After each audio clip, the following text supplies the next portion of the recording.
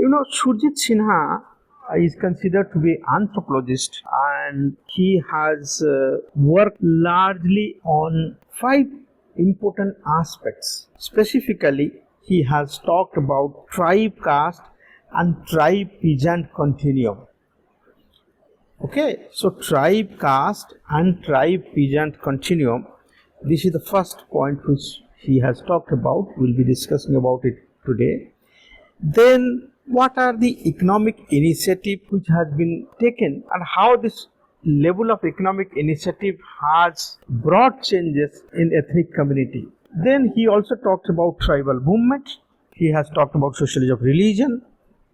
I think all these things are the important aspects of Surjeet Sinha. If you talk about Robert Redfield, he has talked about folk peasant and urban continuum.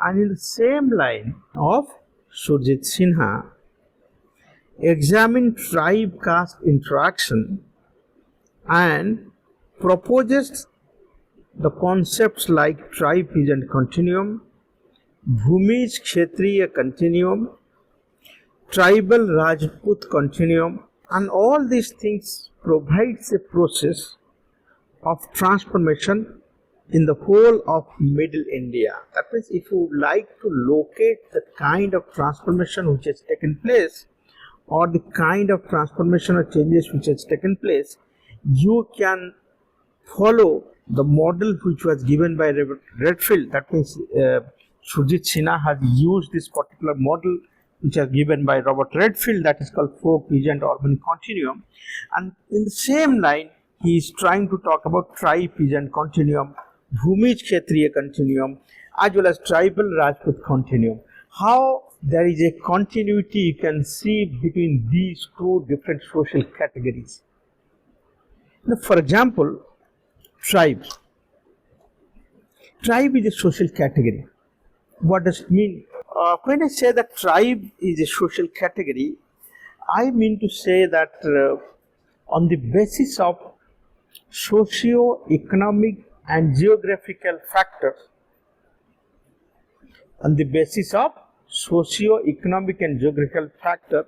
there are certain groups and communities, those who are identified by the government, they are called tribes. So tribe is a social category. If you talk about second aspect, peasant also is a kind of social category. On the basis of their occupations, on the basis of the occupation they are engaged in, basis of the land size they hold, and the basis of their engagement with agricultural activities, they are also termed as a social category. So peasant is also a kind of social category. So tribe is a community and it's a social category. Peasant is also a category or it's also a community. But now the question arises, how come you can see there is a continuity and continuum? So the continuity and continuum has to be located. And I think Surjeet Sinha was much more interested to locate this continuum. What is continuum? Let me explain the concept first. What is called continuum? When you say that continuum, that means certain elements in a particular society which is also visible in other societies. The elements of or any cultural trait, for example, you know what is called cultural trait? I don't know. I have told you to read that. So cultural trait, any cultural trait of a society, of a community for that matter, if you find this trait in other communities or in other societies, it suggests that there is something called a continuum. Now, for example, if you talk about COVID situations, so this Indian cultural traits like Namaste was acclaimed world over because there is a tradition to shake hand, isn't it? And there is some tradition where you can kiss somebody to welcome him or her. But in Indian tradition, it is Namaste. Joining hands, close your eyes, isn't it? You must have read this particular prayer in school days. Join your hands and close your eyes. So, actually, the point I'm trying to this is a cultural trait.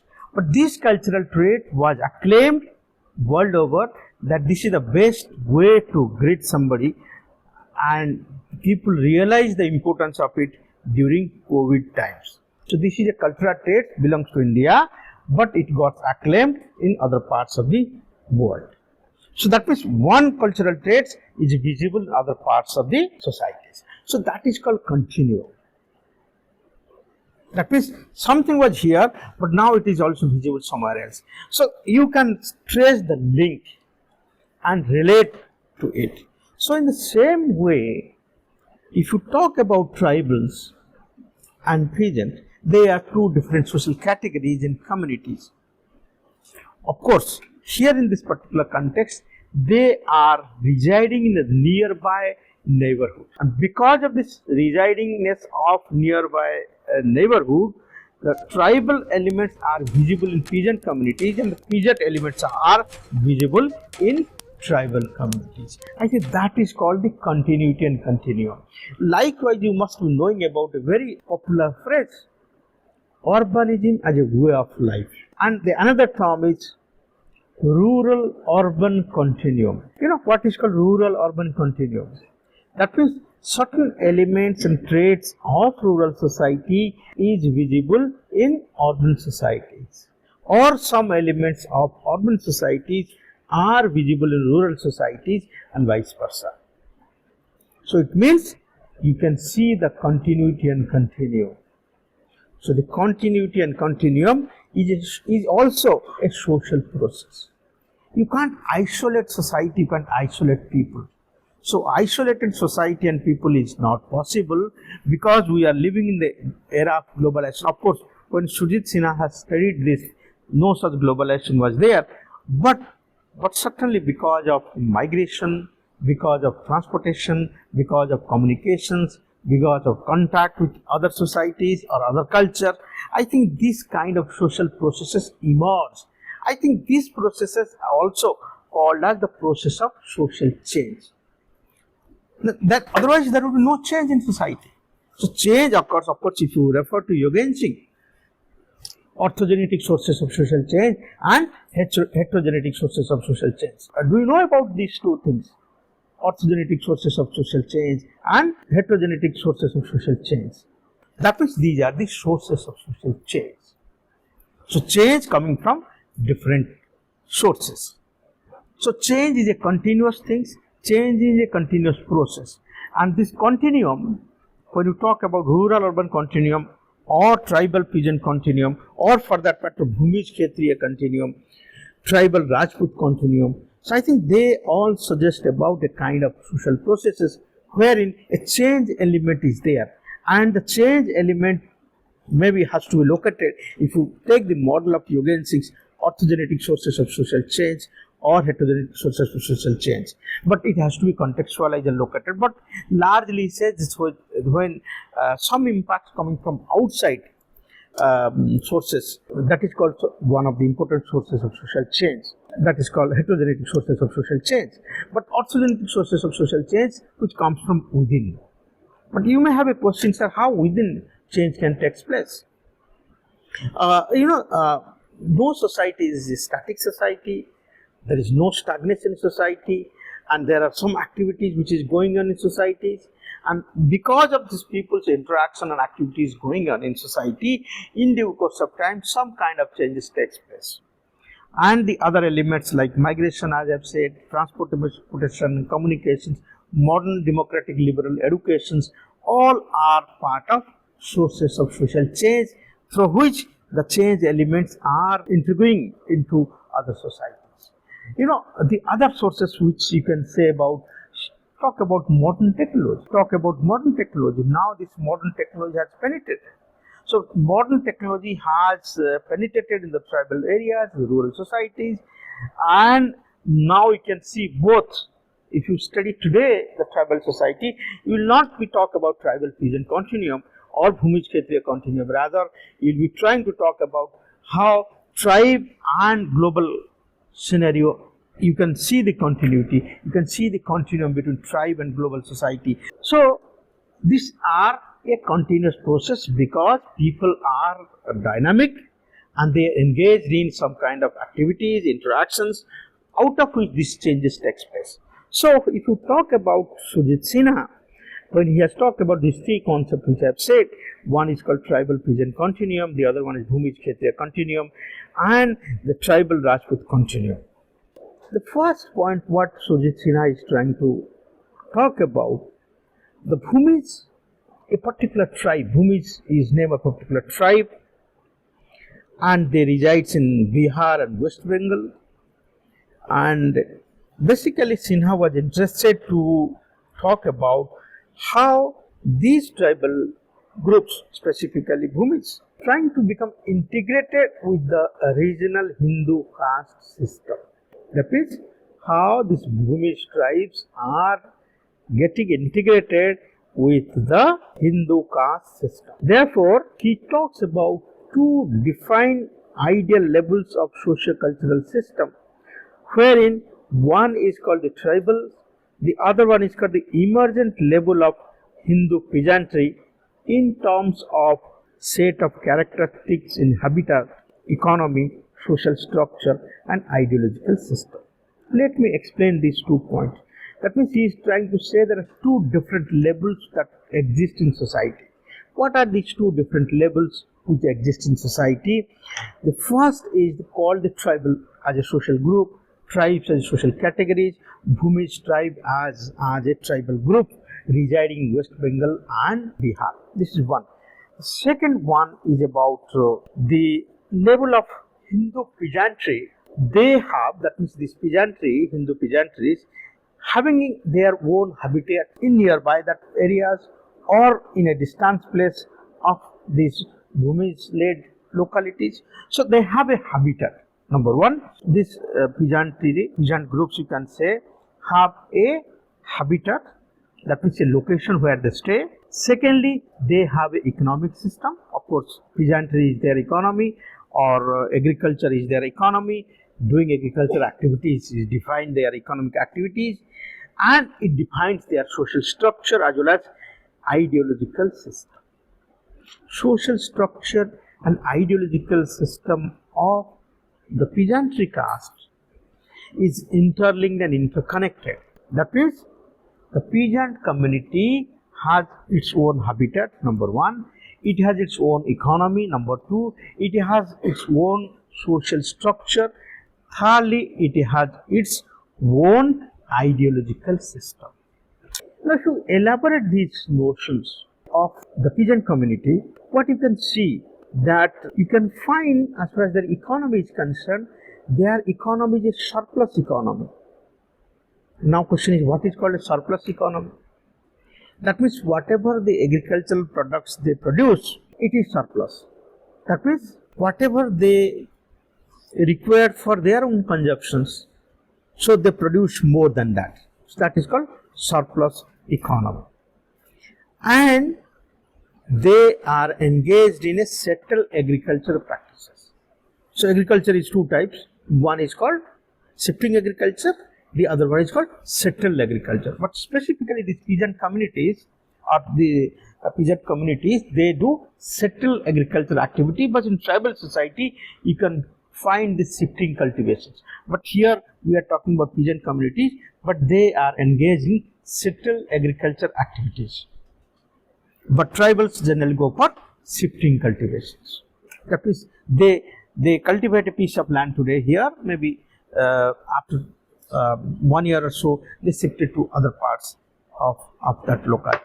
So, this is economy. The economy is surplus economy, and they practice agriculture, settled agricultural practices. They have a level of social stratifications, ethical religion, and they have a Puritan value system, which distinguished from essentially the egalitarian and non-Puritan tribals. What does it mean? This is little complex if you look at the sociology of it. The point I am trying to say, they have their own social stratifications, but their social stratifications varies from the kind of stratification that exists in tribal, and the ethical religion what they practice, there also you can see the Puritan aspects involved in it, and that make them different from the tribal communities where they resides or from Bhumij tribes. So Bhumij tribe has their own social structure, has their own value system. Bhumij tribe has their own ideological system, whereas peasantry also have their all these systems. They have their own. And Sinha, what exactly he is trying to say? Tribe as a social category, as a social group, has its own social relation systems, as well as they have a state of mind and they have a cultural traditions.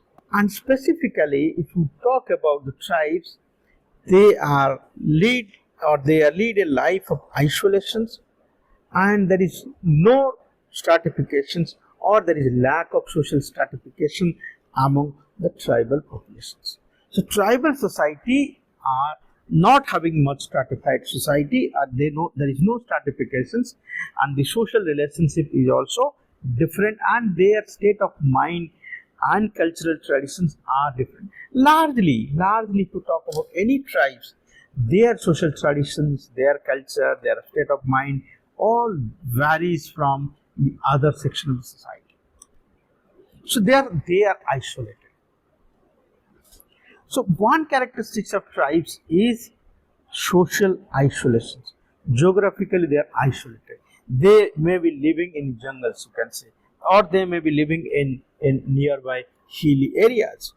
So therefore, tribes as a social category has its own social setup, own traditions, own customs, own cultural systems, and that differs from the upper caste, or that differ from upper Hindu caste system or upper Hindu caste based societies. So upper Hindu caste based societies, ideologically, socially, stratification wise, occupation wise, different from the tribes. Now Puritan values means what is pure for them.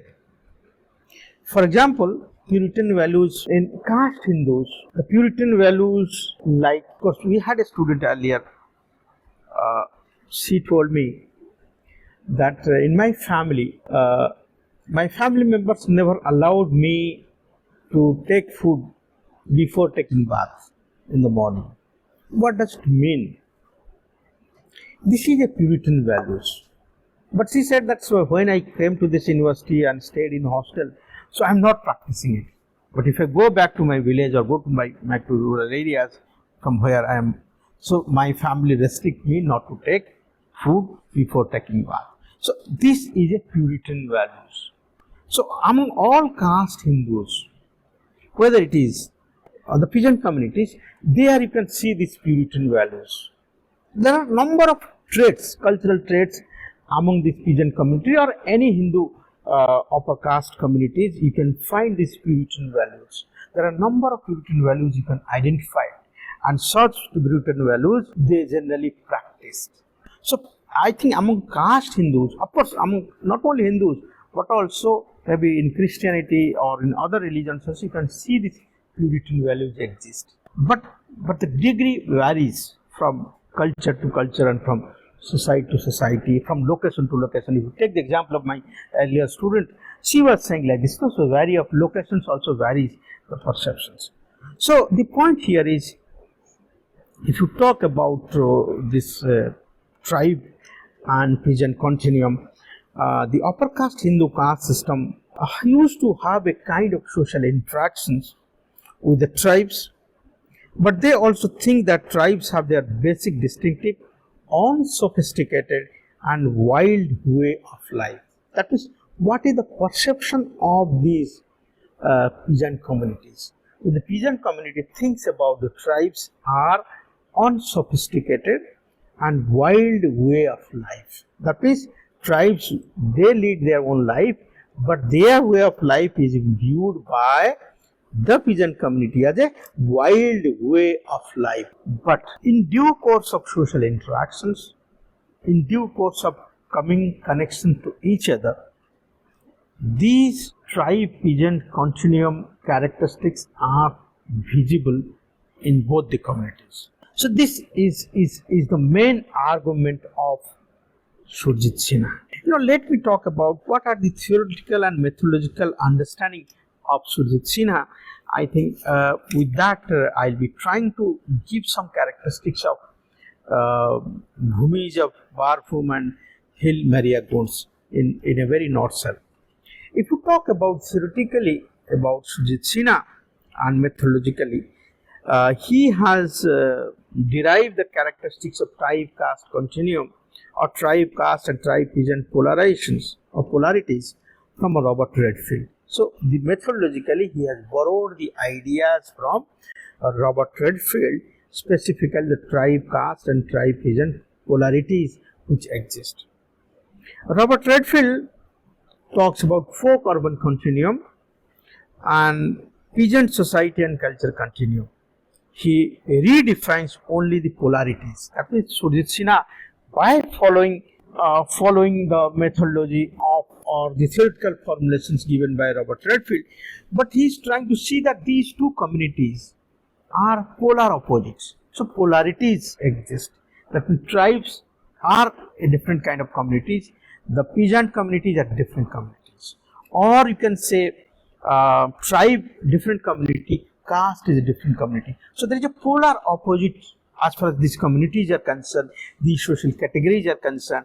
But you can see how these polarities exist. That's the main point, main argument of Surjeet Sinha, that these polarities are there, because continuum he has already talked about by referring to or by following the methodology and theoretical formulation of Robert Redfield.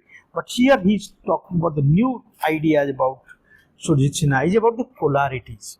These two communities are polar opposite to each other.